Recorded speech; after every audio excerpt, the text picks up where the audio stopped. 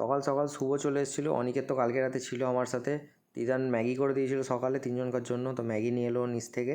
পরে আমার ড্রেসিং করে দিচ্ছিলো, এখন 2-3বার ড্রেসিং করছি আমি। এটা হচ্ছে আমার একটা ভাই, ঘরটর গুছিয়ে, এর ফোন খারাপ হয়ে গেছিলো, মানে নতুন ফোন কিনেছে, ভেঙে গেছিলো, ওটাই দেখছিলাম। তারপর এসে গেছে আমার সোয়েব ভাই, এই যে কি অসভ্যতা আমি জিনিস দেখাচ্ছে সব। শুভ আনতে গেছিলো সোয়েবকে। এরা হচ্ছে বর বউ, মানে এ যখন আসে তখন এ আসে, আবার ও যখন আসে এ তখন আসে, এরকম হচ্ছে ব্যাপার। তারপর সবাই মিলে খেতে বসেছিলাম একসাথে। সায়ন্য বাড়ি থেকে খাবার দাবার নিয়ে এসেছিলো, বাড়িতেও রান্না হয়েছিল, ওরা এসেছিলো বলে আবার এক্সট্রা করে সায়ন্য বাড়ি থেকে খাবার নিয়ে এসে তারপরে 2 বোন এসছে আমাকে দেখতে।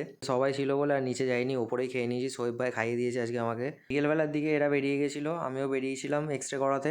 ওদেরকে নামিয়ে দেওয়ার পর চাটা খেলাম আমরা 3জন মিলে। তারপর গেলাম আমি এক্সরে করাতে, সায়ন্য বাড়ি চলে গেছিলো। রাস্তায় একটু দাঁড়িয়েছিলাম, এত সুন্দর লাগছিল সানসেটটা, তাই একটু দাঁড়িয়ে ফটো মটো তুললাম 2 ভাইয়ে। এক্সরে করাতে চলে এসেছিলাম, অনেকটাই দেরি হয়ে গেছিলো আর হাতটা একটু টনটন করছিল আজকে, তাই জন্য আর বেশিক্ষণ বাইরে কোথাও ছিলাম না। বাড়ি এসে গরম জল করছিল ড্রেসিং করানোর জন্য, এখন 2-3বার করে বললাম ড্রেসিং করছি। আজকে আমি নিজেই ড্রেসিং করছিলাম, ব্যথাটা অনেকটা কমে গেছে। ফুলোটা ছিল বলে বাড়ি থেকে বললো এক্সরেটা করিয়ে নে, তাই আজকে এক্সরে করাতে গেছিলাম। আজকের ভিডিও এই অবধি, দেখা হচ্ছে আবার নেক্সট ভিডিওতে। টিল দেন সবাই ভালো থেকো, সুস্থ থেকো, আর লাইক শেয়ার সাবস্ক্রাইব করে দিও।